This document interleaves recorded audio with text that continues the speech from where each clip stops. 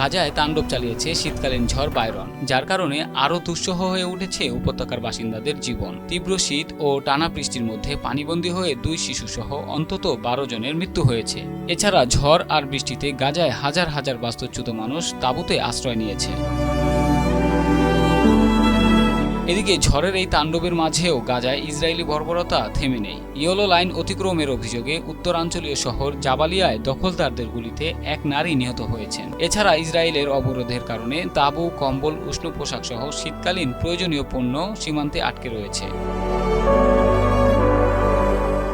গাজায় বন্যা বিপর্যয়ের মুখে রয়েছে মোট জনসংখ্যার 40%। 760টির বেশি শরণার্থী শিবির সর্বোচ্চ ঝুঁকিতে রয়েছে। অতিরিক্ত বৃষ্টিপাত এবং পানি নিষ্কাশনের ব্যবস্থা না থাকায় পরিস্থিতি ক্রমশ খারাপ হতে পারে বলে সতর্ক করেছে জাতিসংঘ। এদিকে এমন অবস্থায় মার্কিন প্রেসিডেন্ট ডোনাল্ড ট্রাম্পের গাজা পরিকল্পনার দ্বিতীয় ধাপ নিয়ে নীরবে প্রস্তুতি চলছে বলে জানিয়েছে হোয়াইট হাউস। তবে কবে কার্যকর হবে তা নিয়ে কোনো নির্দিষ্ট সময়সীমা জানানো হয়নি।